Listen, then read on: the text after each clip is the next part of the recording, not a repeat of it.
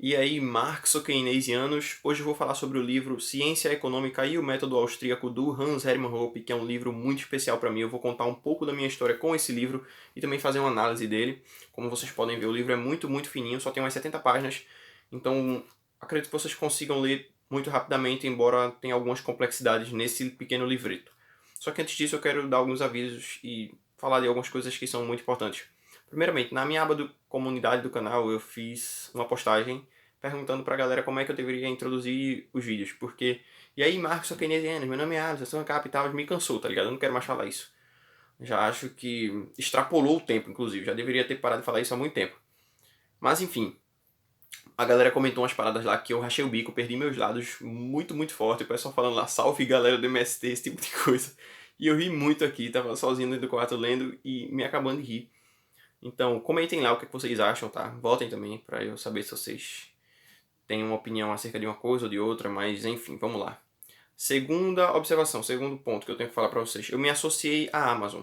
Isso significa que toda vez que alguém comprar algum material na Amazon, que seja através do meu link, eu vou acabar ganhando uma pequena porcentagem. Então, na descrição de todos os meus vídeos vai ter um link direcionando para o site da Amazon, onde lá você vai poder comprar qualquer coisa, tipo o site geral da Amazon.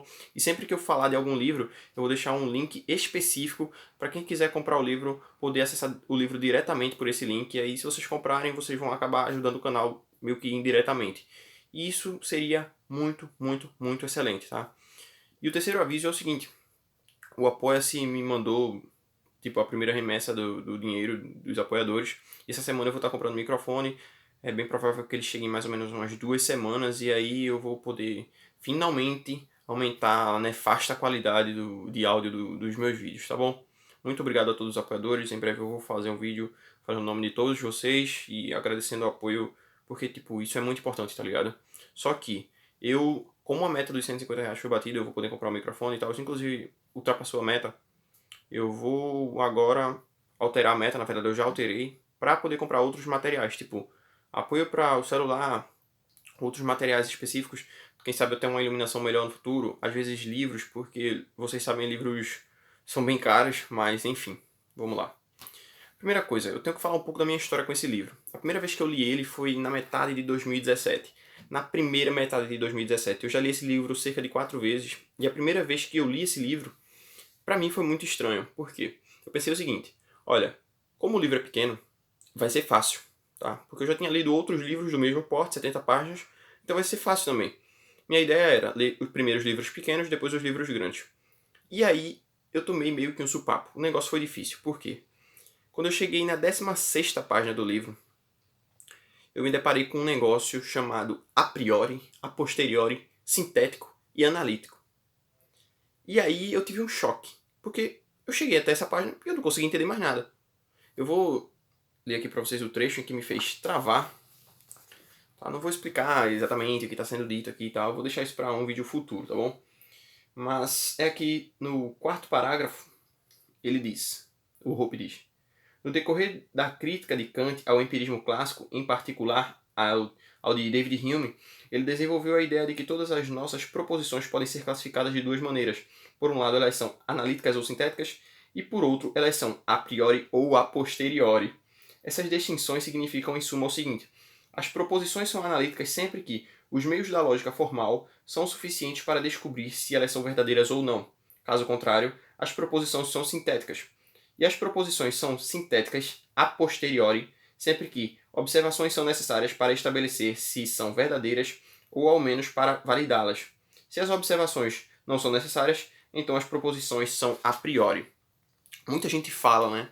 Não, vocês libertários só ficam falando de a priori, a posteriori, a priori, a posteriori, a priori, a posteriori. E, velho, eu sei que muita gente tem dificuldade para entender isso. Porque isso faz parte da epistemologia, que é a parte da filosofia que estuda o próprio fundamento do conhecimento. E realmente é algo muito complicado de entender. Quando eu me deparei com isso aqui, eu travei. Mais ou menos umas 4 vezes eu tentei ler o livro do início de novo para saber se eu ia conseguir entender isso aqui ou não. E aí eu comecei a ler o livro, chegava na página 16, parava. Comecei a ler o livro, cheguei na página 16, parava. Isso 4 vezes. Depois de um tempo eu parei, eu desisti e retornei depois de ver alguns vídeos do Alexandre Porto sobre epistemologia. Foi onde eu comecei a aprender o que era epistemologia, aprender o que era a priori, a posteriori e tal, e a partir daí eu consegui prosseguir. Eu finalizei o livro e minha cabeça tinha dado um nó. E eu não sabia, velho, o que tinha acontecido, não. Eu passei 2 meses, basicamente, sem conseguir ler nada depois que eu concluí esse livro. E aí, muito tempo depois, eu não lembro quanto foi o tempo exatamente, eu li o livro de novo, em pouco tempo. Depois eu li o livro mais uma vez, e dessa vez eu li o livro de novo. E, bicho, é interessante como a gente percebe quando é que a mente da gente se eleva ou não. Quando a gente passa por uma dificuldade de leitura, a gente ultrapassa esse obstáculo, e depois a gente percebe que realmente a nossa mente evoluiu de alguma maneira. No meu caso, aconteceu justamente com esse livro, a primeira vez, né, que aconteceu isso. Justamente com o Ciência Econômica e o Método Austríaco do Hans Hermann Hoppe. Como o próprio nome já está dizendo aqui, ele vai explicar qual é o fundamento que a Escola Austríaca de Economia utiliza-se para falar de ciência econômica, para falar de estudo da economia. Eu prefiro falar assim, não gosto de utilizar o termo ciência econômica, porque ciência sempre parece que você está se referindo a ciências naturais e tal, e a economia não funciona assim. A economia é a priori, tá? É antes da experiência. Já as ciências naturais geralmente são utilizadas experiências a posteriori, experiências... Enfim, vocês entenderam, tá ligado? E quem não entendeu, vai entender agora a importância que esse livro tem. Eu costumo dizer que esse livro é uma peneira para você identificar o que é que você precisa estudar ou não. Eu já falei aqui de peneira em alguns outros vídeos, mas enfim. Quando eu li esse livro da primeira vez, eu botei o carro na frente dos bois, porque eu achei que eu estava preparado para entender isso aqui e não estava.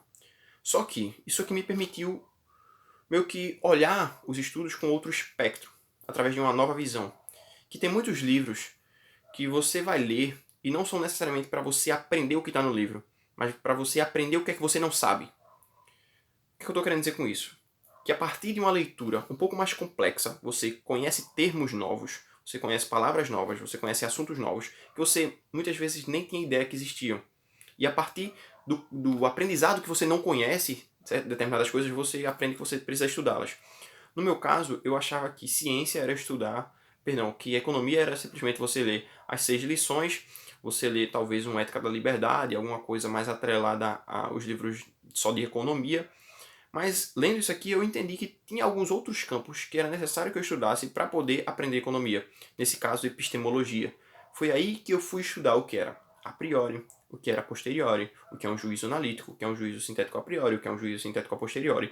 E é por isso que tantos anarcocapitalistas utilizam os termos a priori e a posteriori, porque eles são fundamentais para a gente poder entender como é que funcionam os estudos relacionados à economia austríaca. Tanto é que... Deixa eu pegar aqui. Esse livretinho aqui que eu comprei, ele se chama Ação, Tempo, Conhecimento, a Escola Austríaca de Economia. Esse livro, ao que me parece, eu fiz uma leitura inspecional aqui basicamente para entender mais ou menos como é que o livro trata da ciência econômica, do estudo da economia.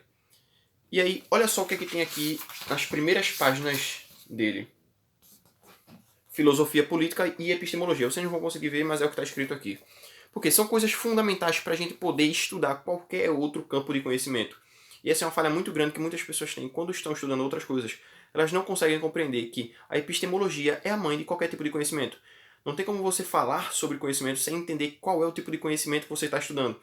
Então, esse livro aqui é muito bom, porque tu começa a ler, chega a um ponto que ele fala sobre analítico. E aí tu não sabe o que é analítico. Pô, eu sei que eu preciso estudar isso aqui então. Então vou lá aprender o que é um analítico. Depois o que é um juízo sintético a priori, um sintético a posteriori, o que é lei de utilidade marginal decrescente, ou então teoria quantitativa da moeda. São coisas que são fundamentais para a gente poder entender economia e que a gente não sabe que a gente precisa aprender essas coisas. Então esse livro serve como uma peneira. As coisas que estão passando por essa peneira e conseguem passar por ela são coisas que você já sabe. Só que tem coisas que vão tentar passar ali e não vão passar. Sabe? Vão ficar meio que presas. Você vai ficar preso ali. Porque significa que você tem que aprender sobre essas coisas e só depois é que você vai conseguir entender o livro. Dessa vez, eu comecei a ler o livro, li mais ou menos metade dele, até a página 40 por aí, sem audiobook, sem nada, só eu sentei e li. E nas últimas 25 páginas eu pensei, pô, eu vou ler o livro de forma diferente, quero terminar logo, então eu vou ler com o auxílio de um audiobook, porque como eu consigo acelerar os vídeos no YouTube, eu acabo lendo mais rápido e também estou absorvendo melhor porque eu estou escutando. E eu confesso para vocês que depois de tanto tempo sem ler esse livro, eu percebi que ainda tem coisas para aprender. Tem coisas que são complexas e que eu ainda não consegui absorver completamente. E veja, tanto tempo depois de eu já ter lido 3 vezes, eu percebi que ainda tem coisas para aprender. Isso foi muito bom, porque agora eu vou correr atrás de aprender essas coisas também. Ou pelo menos de aprofundar essas coisas. Porque eu vou confessar para vocês, eu tenho um grave problema para explicar determinadas questões, determinados assuntos. Porque eu consigo entender completamente, a parada tá na minha mente, mas na hora de passar, realmente é um pouco complicado. Talvez isso seja meio que uma contradição, visto que o último nível de conhecimento é você ter a capacidade de ensinar para outra pessoa. Então, realmente é possível que essa explicação tenha ficado um pouco confusa e eu realmente precise me aprofundar mais, precise aprender mais. E é a partir disso que você percebe essas coisas, sabe? Sabe aquela ideia do só sei que nada sei? Então, quando você começa a estudar alguma coisa e você percebe que você não sabe ela, você aprende alguma coisa, você aprende que você não sabe, você aprende que você tem que seguir o caminho daquelas coisas ali para você poder trilhar um caminho que leve até o conhecimento, sabe? Então, a minha análise sobre esse livro aqui é que ele é um livro excelente, principalmente para isso, porque ele é muito pequenininho, então ele é muito atrativo para novos leitores, só que ao mesmo tempo ele vai te dar um leque de possibilidades gigantescas e um leque também de coisas que você muito provavelmente não conhece, que você achava que não eram tão importantes ou que você nunca deve ter ouvido na sua vida. E a partir disso você consegue estudar coisas que realmente estão atreladas a esse conhecimento que você entende que é necessário. Só que é aquela coisa, né? Você tem o conhecimento econômico, né? A espinha dorsal, e tem muitas coisas que estão atreladas a esse conhecimento. E muitas vezes a gente deixa passar. Só que não, é necessário que a gente estude epistemologia, outras questões da filosofia, estude história. Tudo isso é muito importante porque está tudo isso interligado completamente com a economia e também com a história do pensamento econômico. Então, isso tudo é muito importante. Eu recomendo muito esse livro. Eu vou deixar aqui o meu link da Amazon na descrição e também o link direto para o livro para quem quiser comprar o livro na Amazon. Vocês vão estar ajudando o canal também. Também vai ter o link do Apoia-se aqui para que, quem sabe, no futuro a gente possa evoluir ainda mais a qualidade do canal, tá bom? E também comentem lá na minha aba da comunidade para eu saber qual é o melhor tipo de introdução para os meus vídeos, tá bom? Eu vou ficando por aqui. Valeu, falou e fui.